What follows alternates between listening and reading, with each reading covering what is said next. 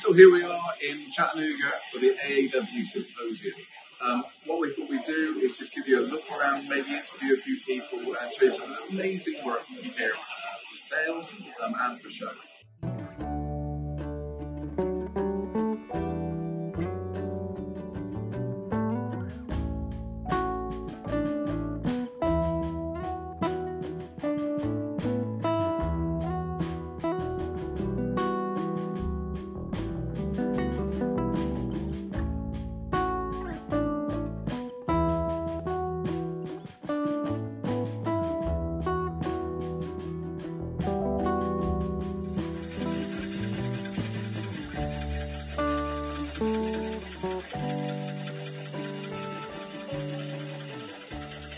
So here we are on the Spycraft stand, and I'm here with Dan Hewitt. We're just looking at what woodcut products are on the stand. So Dan, over to you, buddy.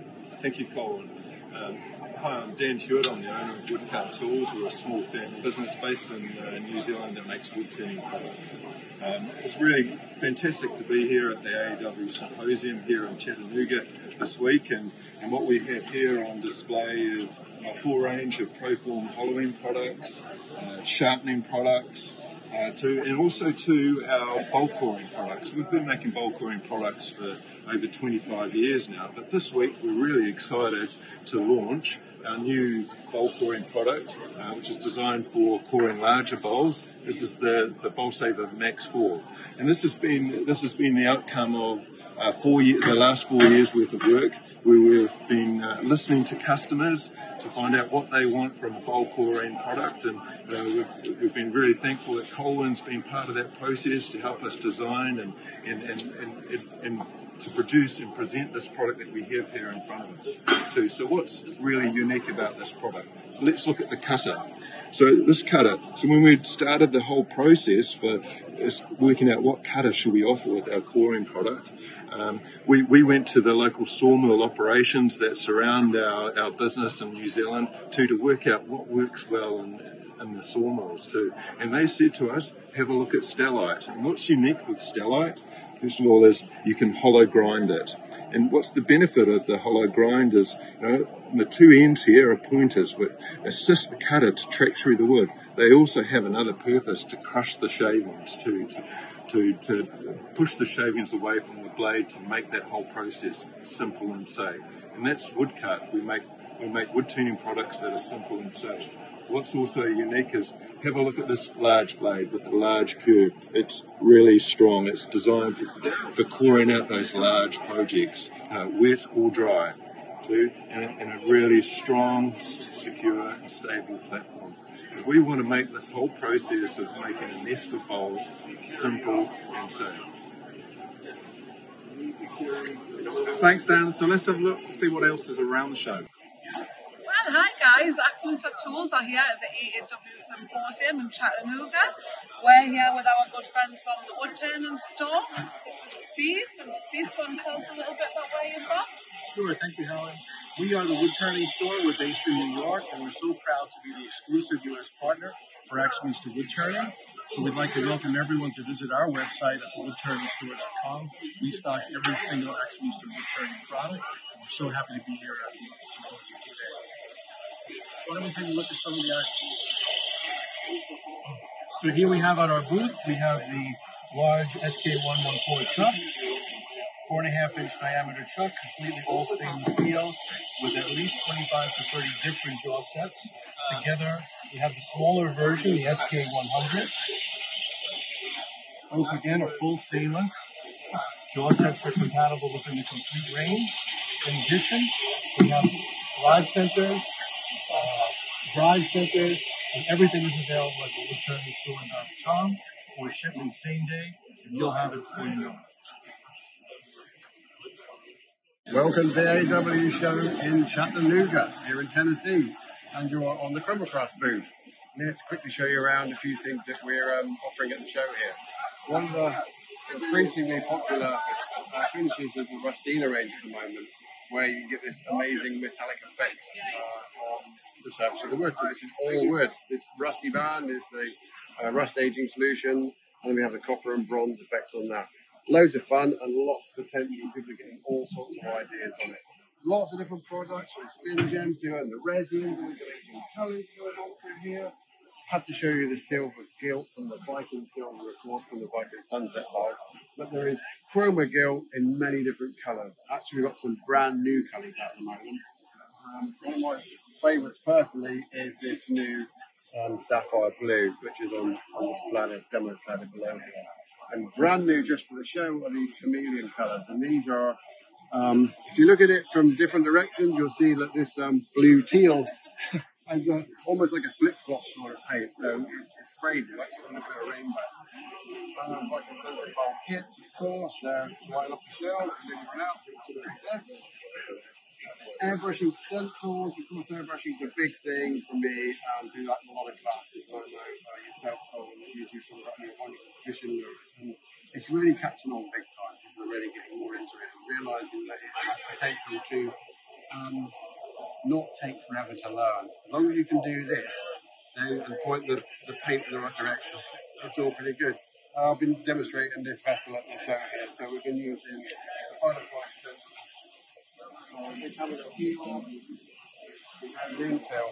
So we take the peel off stencils, which we leave the middle part left on the material for this particular job, and we put that on the wooden surface, and then tape around the edge, and then we use this infill stencil, and this enables us to much more easily give the detail on the wings of the butterfly, of course.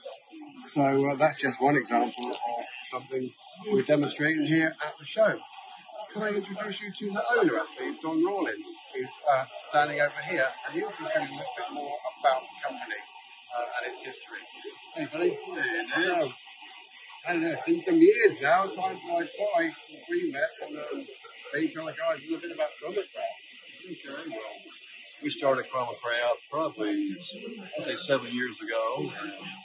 We came out with a few products there, and I found Nick out there doing a demonstration one day, and I caught him up out of the blues there and tried to explain to him who I was, and he thought I was... It was one of those long phone calls that happened in life. It's like, hey, my name's Don, and we've been looking at you, and we got some ideas. And what's wonderful about having a company like Chromacraft is you can have ideas and bring them to reality.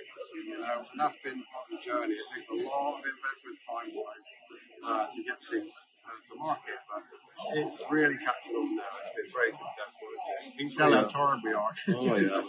But Nick worked with us extensively to test our products out and make sure they all work. So the Viking Silver we worked on for over a year, just trying to get it to where it would work for your Viking boat. Yeah, absolutely. So, and that's led on to the other brilliant colours. We have one that does 15 now, and finally you've got black and white now.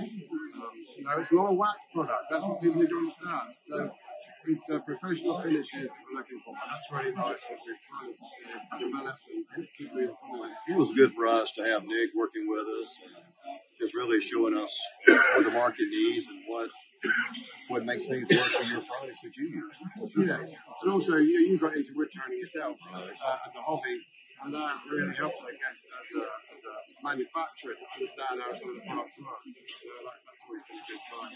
You've been in the industry for 30, 40 years. The Chromacraft is a little newer for you, isn't it? But being able to have chemists and that strength around you to fall back on. Hey, look, we're popular. Phone's going. Guess we better get back and sell some more stuff. Great to see everybody, and catch you soon. Thanks, Colin. Okay, so we're in the middle of a rotation at the moment, so everybody's out watching their demonstration. So I thought we'd take a chance to come over and see the robust stand. You can't come to a show like this without coming to see robust. So I've got Brent next to me. He's going to take us through some of the machines and what he's actually doing here. Brent, over to you.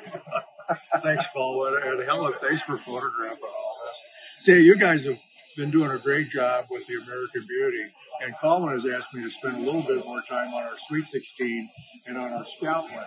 So we're going to start with the Sweet 16.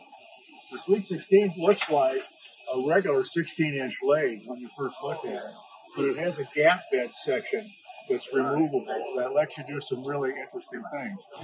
So this gap section comes out. There's two bolts that hold it in from the top, and I can hang this gap over here,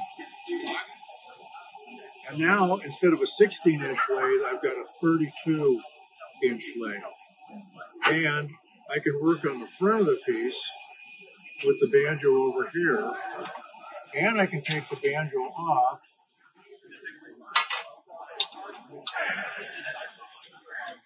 This little bit out. I can turn the banjo over here. Remove this handle.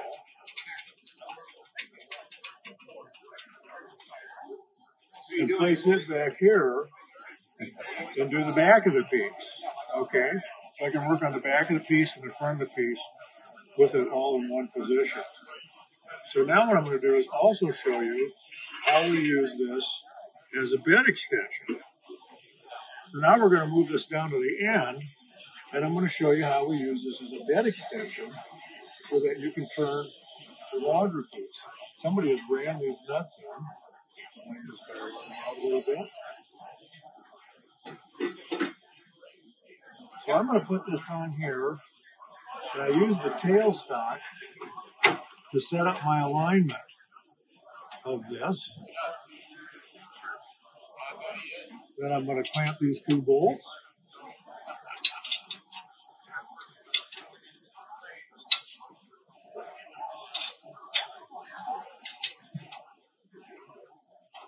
And now I've got a much longer lathe. So there's a lot of capacity in a very small footprint. And this banjo is big enough that I can reach across the gap. It's a nice heavy-duty banjo. So compact capacity is how we describe the Sweet 16. If you want, we'll take another quick look at the Scout.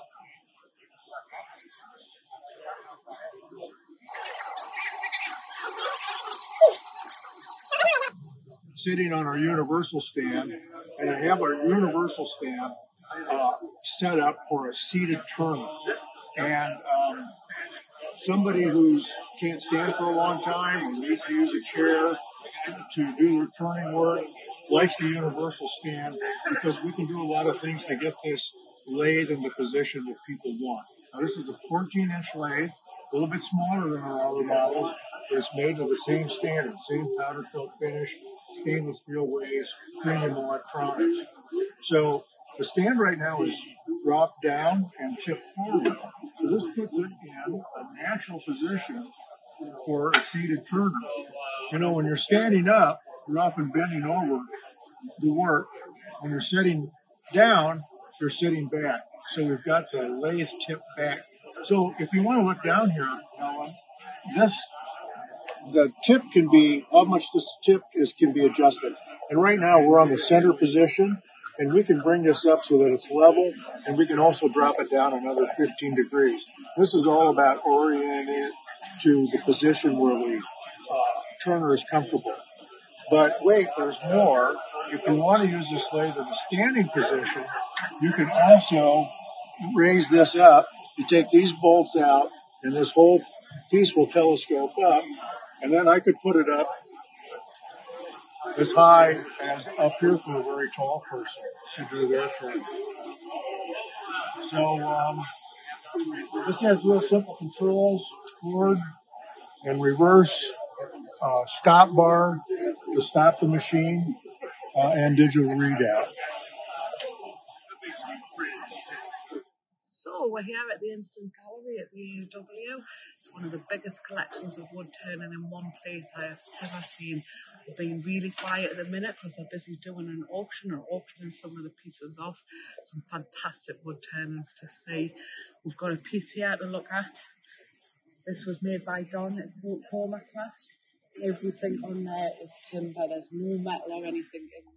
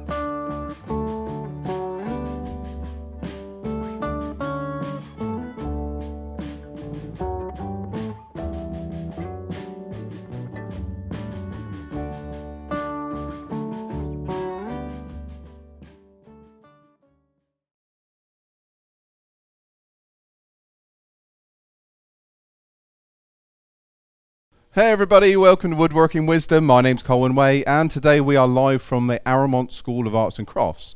But more about that next week.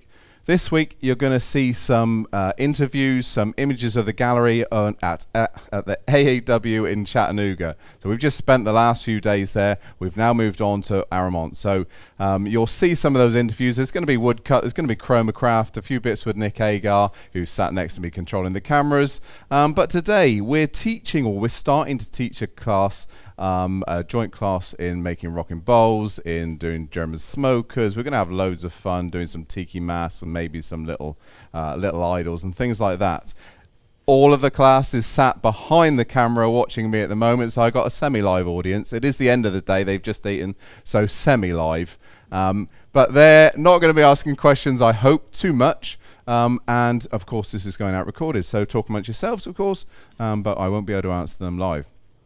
Treat for you next week. Like I say, we're going to be looking around the Aramont School, what we're doing, and by then you'll have seen some of the pieces that they're making as well. I'm going to start off by, we've got a half-an-hour demonstration for you today, so it's just a little bit of an insight as to what we've been doing today on the course, and using some timbers that you may not have seen before. So we're going to be using Ambrosia Maple. Now Ambrosia Maple is a particularly nice piece of timber. It has the Ambrosia beetle, if I'm right. Give me some nodding heads if I'm right. Yeah, Ambrosia beetle. And so you'll always see these exit and entry holes, and that leaves these lovely markings running through the maple. So a little bit different from the one we're used to, and beautiful. And we're back in the room again. Sorry, my cameras are in a completely different place than I'm used to. And by the way, we've only got two cameras today, so there's this one that I'm talking to you with now, and we got the main bowl cam. Okay, we don't have an overhead, but you'll get an idea of what's happening. So let's start straight away. I've got half an hour I want to do this in. We're going to do a little bit of sanding, a little bit of a token gesture of sanding. And guess what lathe I'm on, everybody? You know how much of a fanboy I am of the robust lathe. Well, we have American Beauty here. Aramont School is kitted out fully with American Beauties, and that's what we got to use. Now, this is not balanced in any way at all. Doesn't matter. We're going to clean that up. The bowl is going to be a rocking bowl, so I don't want to have a foot as such here, but what I have to do is create a foot. So that foot has to be gripped by the SK114, and I've got some C-jaws in here, so I know what the dimension of the inner part is. It's 2 1/4 inches, and whilst I'm in America, I'm going to be talking American. 2 1/4 inches, as opposed to, what's it, 56 mil, I think it is. So lathe speed is 0, turn the lathe on, you know the form, I've said this so many times. And we're going to start with a 3-inch bowl gouge. Let's put my mask on a minute. A 3-inch bowl gouge.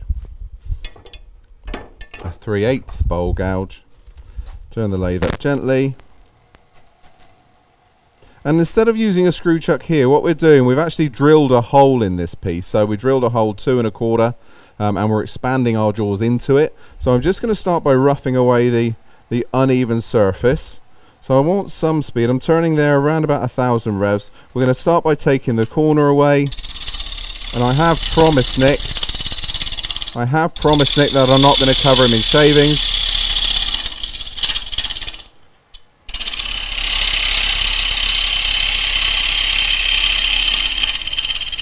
And this is exactly what we've been doing today.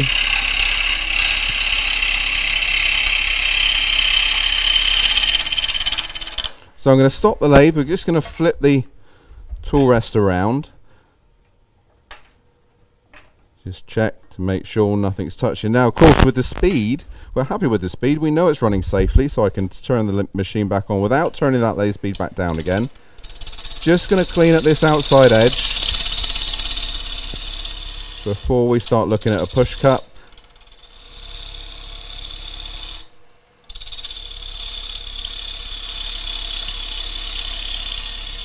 And whilst I'm at this side, I'm just going to gently level off that top edge. There we are. So now we can start thinking about the foot. So the foot's 2 1/4. So I'm going to start by just pull cutting the bottom, just to clean it up a little bit. I can take the tailstock away in a moment and redo that foot.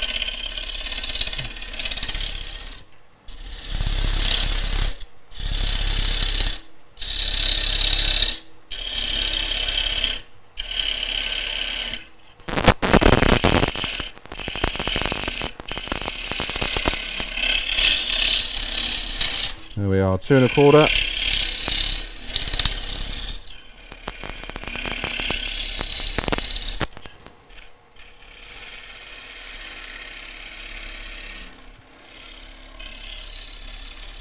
There we are. So I'm going to drag cut the rough shape. Now this one's going to be round, like I said. I'm not going to put a flat base on this. It's going to be completely round. Something to hold in your hand. So like a rice bowl, that sort of thing. So I can start taking some of this shape out now, just with a drag cut, and then we'll go back.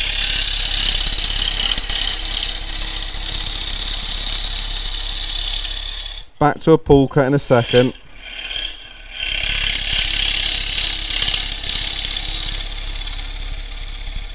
There we are. Now that's enough. I'm going to stop the lathe. I'm going to move the tailstock out my way. I'm going to push the tailstock away. Okay. Now we can start turning. Now just double check. Make sure everything's still nice and tight. We've taken the pressure of the tailstock away. Who knows? Things could have moved. So just double check. Maybe even grab your tool, your chuck key, and just give it a little bit more of an expansion just to make sure. Things relax when they're in the chuck. Can always catch you by surprise.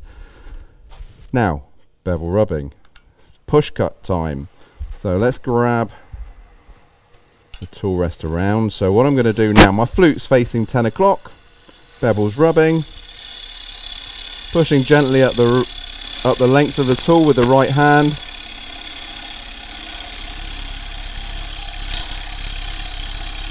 Bring that shape around. A little bit of material to remove because I've got a flat top to this one at the moment, and I want it fairly round.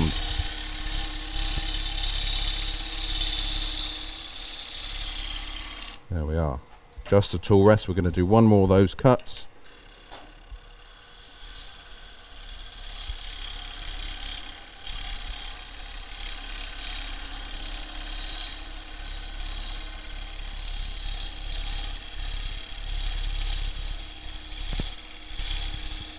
Bring that handle round, let it follow the curve. Take your time, let the timber come to you, don't rush things. The minute you rush things, you're going to start dealing with bevel bounce, and we hate bevel bounce. We've been talking about it a lot today, and bevel bounce is there. If you put too much pressure on the bevel, if you have too big a bevel, you're going to run into it. Just going to skim off this top edge. I don't want to break out that top edge. We've got it nice and clean so far, and I think we're nearly there, you know. Let me just adjust this bottom section. Like I said, I'm going to make this almost a round bottom bowl, so I'm just going to lower the handle and just do a little shear cut with the bowl gouge, just in that area that I couldn't get that bevel rubbing to.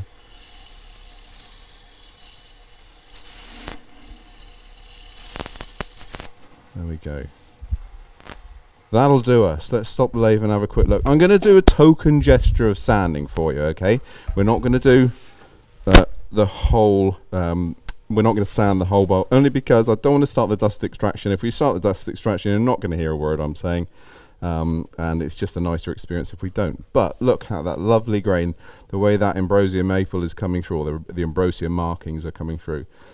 It's a really pretty timber. So let's start a bit of sanding. I'm going to turn the lathe speed down a wee bit. Start the machine, and there I'm sanding at around about 600 is fine.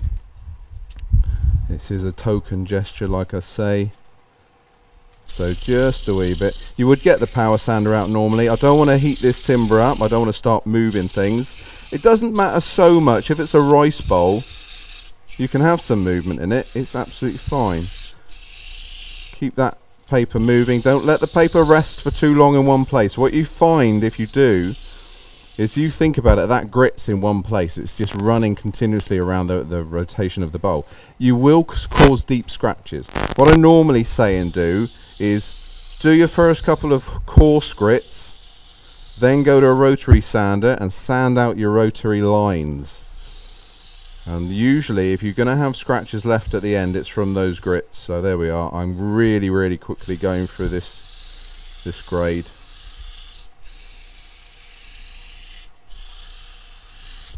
So down to 320 already. You know I wouldn't do this normally. There we are. That's just to stop all of us in the workshop here taking in too much dust. But let's have a look. There's one thing I haven't done. There's a few marks here, obviously, that we want to get rid of really, so I'd sand it for a bit longer. I'm just going to take a look at that base. I want to just true it up. It's a little bit rounded at the bottom, so let's go to a spindle gouge. We're just going to cut in with the lathe speed back up. Just cut the corner so it's nice and flush. There we are. And because we're using the C-draw, of course, I don't need to create a dovetail. It's a parallel, not a screw chuck, is it? It's not a screw chuck. We've just made a hole. Nearly burst a blood vessel then. So what I can do, I'll just take that out. There's the hole that we've made. So it's very, very quick, this one. Flip him over. Remember, 2 1/4. I know the size because I've been doing this for a long time, so it's not that it wasn't measured. It was, but it's in my head. If you're not that experienced, then measure every single time.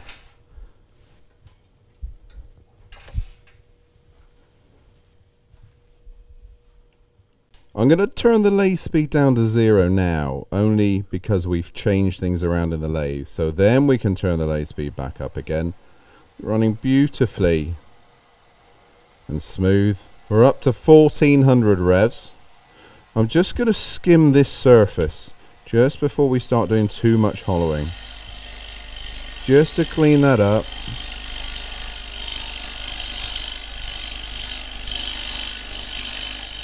Now this is something that I haven't done with you before. We've usually used a screw chuck, a faceplate ring, that sort of stuff. This time we're just going to go straight in. We've used that big force in a bit.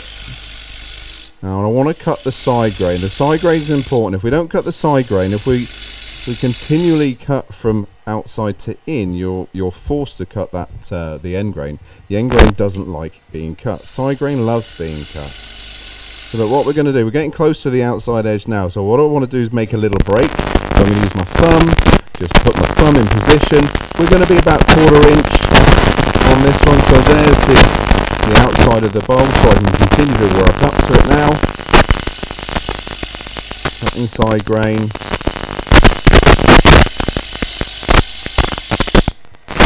And if this is going to be a little rice bowl, then it needs to be relatively thin.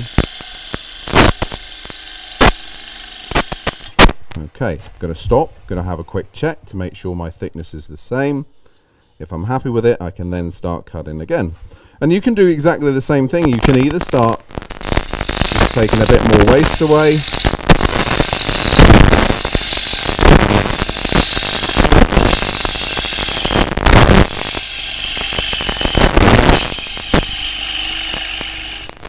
to your next section.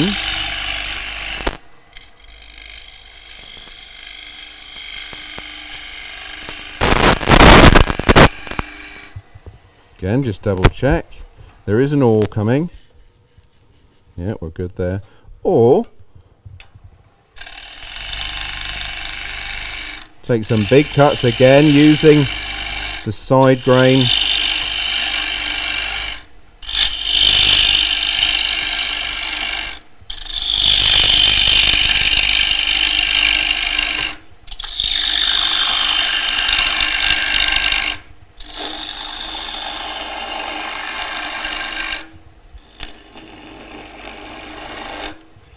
Back to the front, side grain again.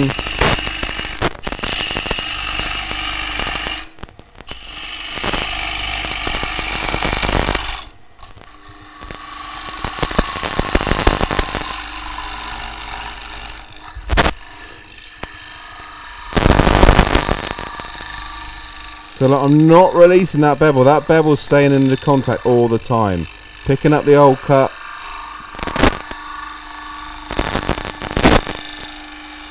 Stop and check. You can't stop and check enough. It's ever so easy to change that curve as you go down through the bowl, and then you'll end up actually going through the bottom of the piece. Bottom of the piece or side of the piece, of course. So keep checking. It's a regular thing. Okay, so again, we're just going to start removing waste.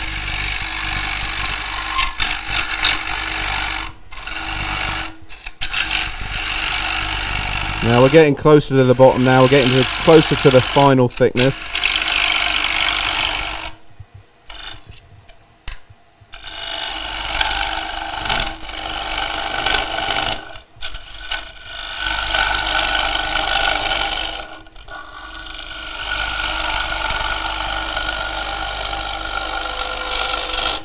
And what you may find is now that we're getting a long way from the tool rest,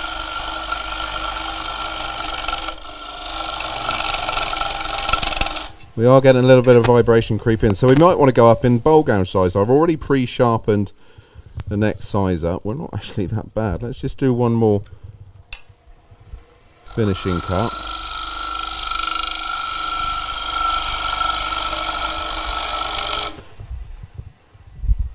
Over to a slightly bigger gouge just to finish the bottom. And then waste again.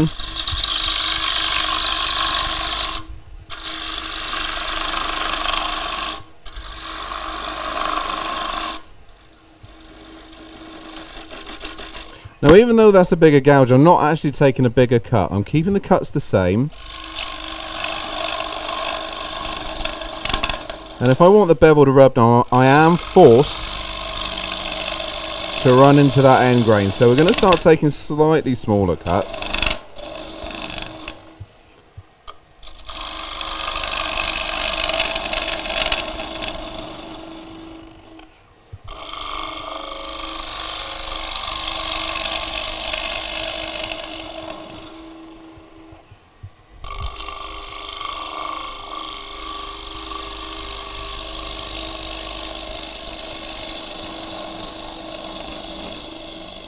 Just be careful at that centre. It's ever so easy to rip the centre out when you get there, so tiny little cut.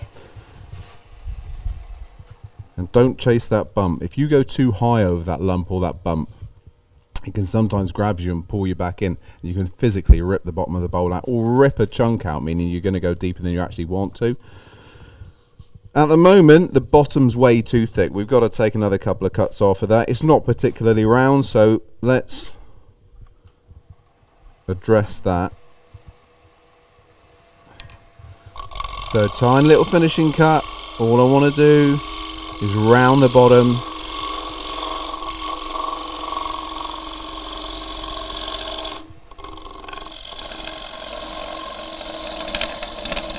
Keep that bevel rubbing.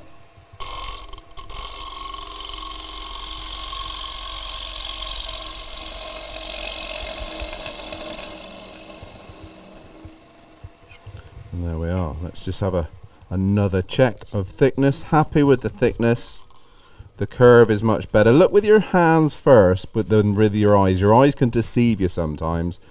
You want to feel the bottom of the bevel. What we don't want is a gravy bump. That little lump, that little island in the middle. If you have, rub the bevel. Push to center. Let the cutting edge of the tool pick up the high spots. There we are. That's done it. With your hands, not your eyes. Good, good, good. Right, a token gesture of sanding on that area. Just be a little bit careful of the rim of the bowl. You know, you've created quite a razor edge, so if you have that edge where you think you might get cut, just take a little bit of the abrasive without putting your fingers behind it. Just bring them to one side and just steady that outside edge. Then on this particular one, I'm just going to slightly convex it. Let's just play around with the abrasive. Pretend that we're sanding. I'm not actually. Just doing a little bit again, just for the dust. So 100, or sorry, 120, 180, 240, 400.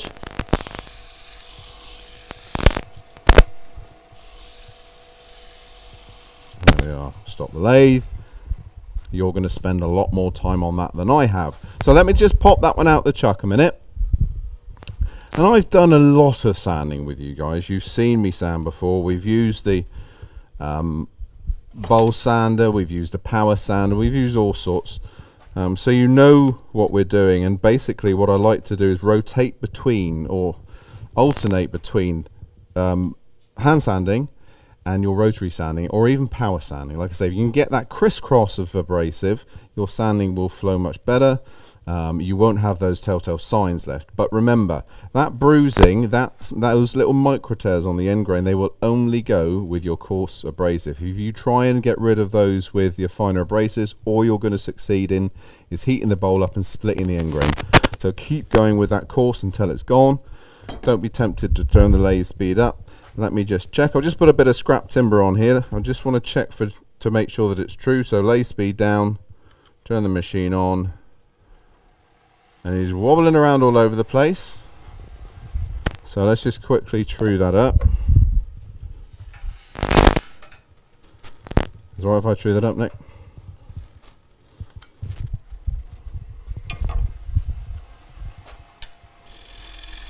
Literally just a pull cut. Just going to soften the edge, that's all. And a little bit of router matting. Boom. We don't need to have a clean finish. A little bit of router matting just to double check.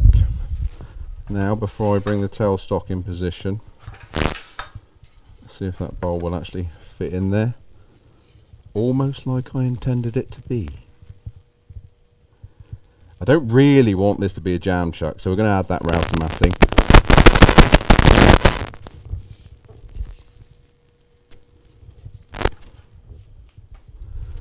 Tailstock can come up. Pop that in position. Now I'm going to bring that tailstock center. So this is your ring center. You've again would have seen me use these a lot. And all I want to do with this one is completely round that base over.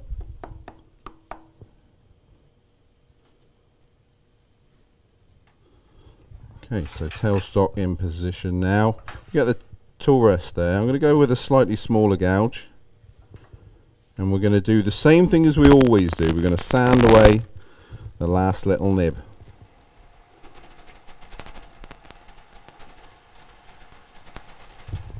There we are. So let's go. What have I got to hand here? I have a little 1/4 inch gouge. So again, we're using cutting the side grain.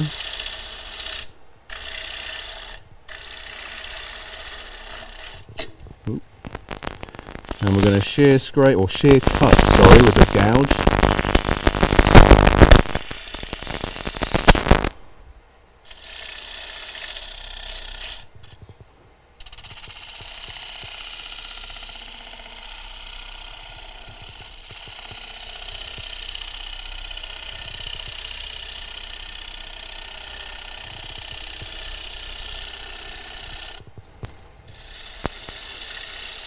This little 1/4 inch gouge, and if you're shear scrape or shear cutting, sorry, dropping the handle down, just creating those little angel hair shavings.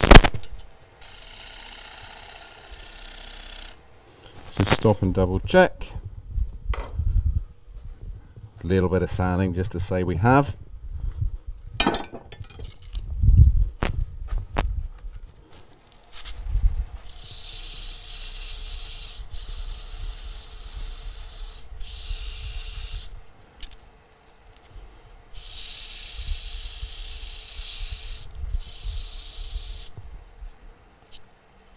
And not having a base like this means you can hold this in the hand, and if you're eating rice with chopsticks, you know you got to bring the bowl to your face rather than the other way around, so it fits in the hand nice and snug. So that is all the turning.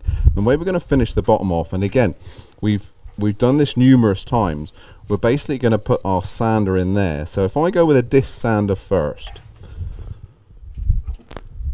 a big disc sander, and then we'll go to our power sander. So faceplate ring, okay, bit of plywood or MDF, anything like that, and then the hook loop system, a little bit of hook material, and these are my travel-in discs. These are made nice and small using power tool sanding discs because they're nice and light to travel with, or they're nice and light to send away. But if you are demonstrating, if you're a club member, that sort of stuff, it's always nice to go around with small kit as opposed to large kit. They're fitting most jaws, if I'm honest, that expand. This is the C jaws they're fitting in at the moment. I don't want to go too fast. I don't want to, again, I don't want to heat the timber up. This is about a 240 sanding disc in here, so if I push too hard with this, I will start burning. But I don't want to go with anything too coarse.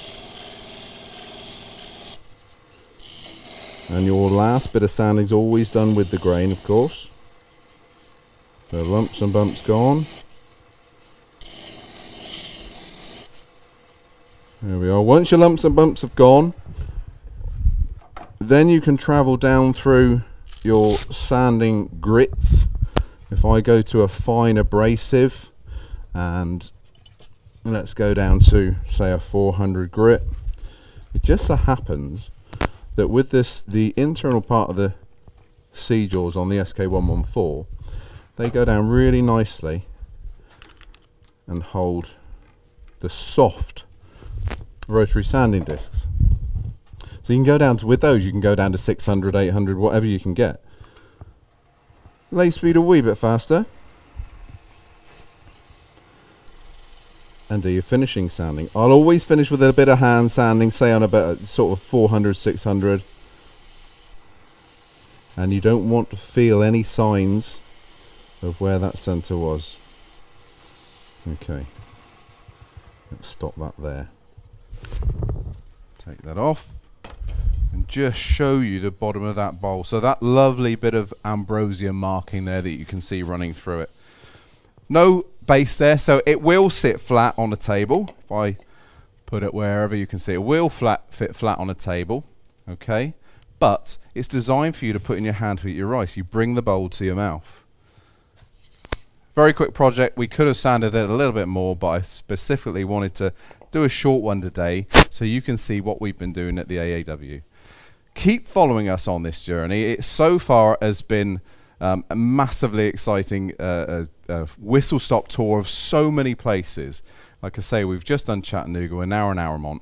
Next week we are going to focus on Aramont, and we're going to introduce you to some of the regulars on Woodworking Wisdom.